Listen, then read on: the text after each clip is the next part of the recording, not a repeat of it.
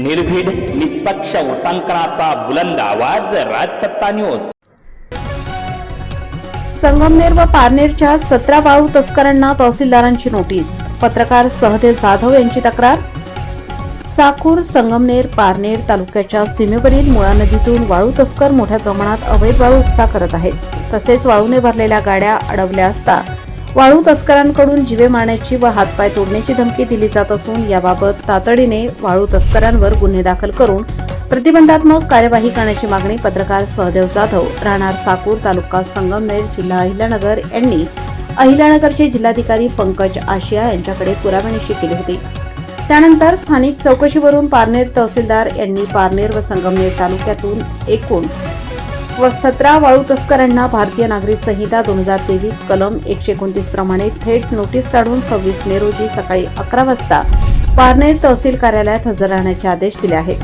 त्यामुळे वाळू तस्करी करणाऱ्यांचे धाबे चांगले सळसळले आहेत। नोटीसीत म्हटले आहे की सहदेव जाधव, राहणार साकूर, सुज्ञ नागरिक तथा पत्रकार, तालुका संगमनेर यांनी माननीय जिल्हाधिकारी अहिल्यानगर व माननीय उपविभागीय अधिकारी श्रीगोंदा, पारनेर यांच्याकडे पुराव्यानिशी तक्रार केली आहे। तसेच स्थानिक चौकशीवरून देखील आपण वाळू तस्करी करत असल्याबाबत माहिती प्राप्त झाली आहे।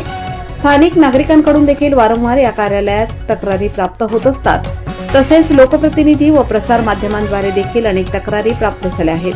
तक्रारीनुसार आपण देसवडे, मांडवे खुर्द, खडकवाडी, शिकरी, नागापूर, मोरवाडी, नादूर, संगमनेर या गावाच्या हद्दीत मोठ्या प्रमाणात रात्रीच्या वेळी जेसीबीच्या साहाय्याने वाळू उपसा करून रात्रीच ते मोठ्या डंपर ट्रॅक्टरने देसवडे ते खडकवाडी, पोखरी, काळेवाडी इत्यादी ठिकाणी वाहिली जाते।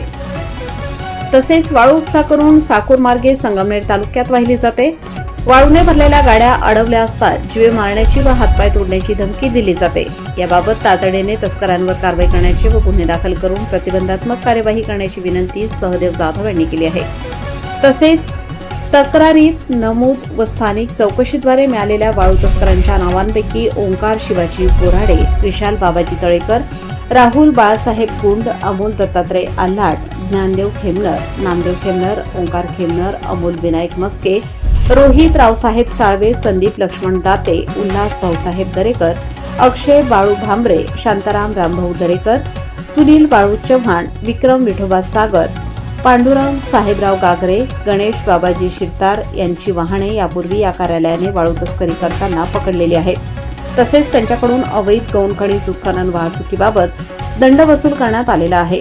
यावरून त्यांचा अवैध गौण खनिज उत्खनन व वाहतुकीत सहभाग असल्याचे माझ्या निदर्शनास आले आहे।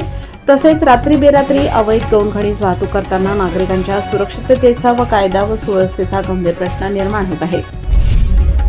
यावरून उपरोक्त नमूद जबाबदार हे सार्वजनिक शांतता बिघडवण्याच्या व सार्वजनिक शांतता बिघडेल असे गैरकृत्य करण्याचा संभव आहे व त्यानुसार पुढील प्रतिबंधात्मक कार्यवाही करण्यास पुरेसे कारण आहे असे माझे मत झाले आहे।